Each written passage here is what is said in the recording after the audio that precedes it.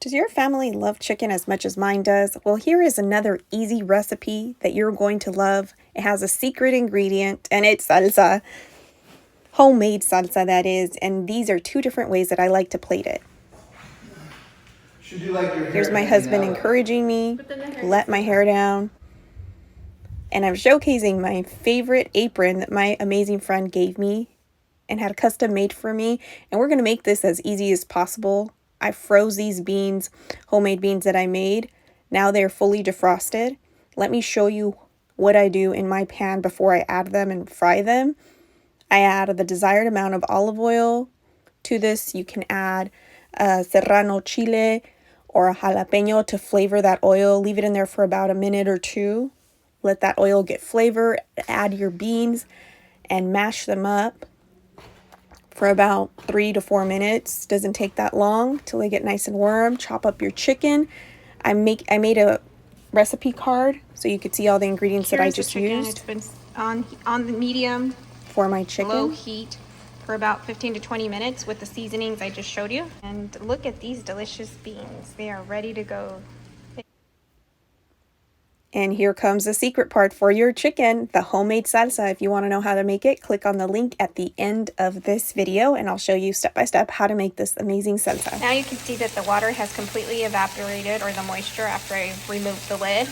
And now it's been sitting there for about 6 to 7 minutes. We can make it fancy with a little bit of cilantro.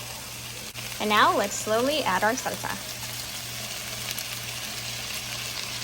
Slowly, because it depends on how much you want. You can always balance it out with a little bit of water if you want it to be less spicy, if your salsa is too thick or spicy. And now that I've added my desired amount of salsa, I'm gonna let it sit for about 7 minutes. As you can see, this is the consistency I like. Let me show you. So the salsa's in there. It's thick enough to still taste it, but not thick enough to bleed out of to pour out of the burrito. Now it's time for the rice. We're going to make the rice as easy as possible in my favorite rice cooker. Spray this down with some olive oil. Wash your cup of white rice. Add it to your rice cooker. I finely chopped about 3 garlic cloves and 1 tablespoon of cilantro. You can add it directly into the rice cooker. And since we want to make this easy, I'm going to use that tomato chicken consommé, adding 2 cups of water. And that tomato chicken consommé, not only is it going to flavor it, it's going to give it that amazing color for our Mexican rice.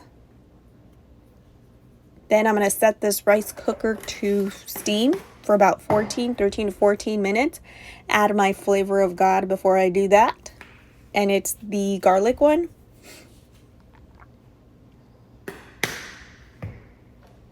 And that's it. It's ready to go. Now here's the fun part, spreading those beans with that spoon to make it easy. And look at all these layers. It's done. Your rice is in there, perfectly cooked.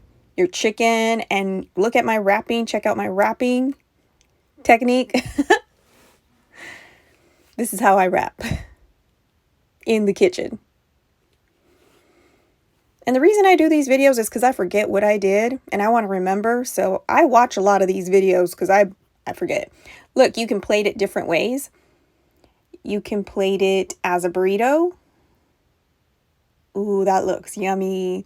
Or you can plate it just on a regular plate. Are you wondering how I get inspired? I pray right before I make this meal. I get a picture in my head of what ingredients I should use, and then I don't remember after that. And I think to myself, what did I do? This is amazing. I need to remember. So you guessed it, on my YouTube, the most views, sometimes it's from me.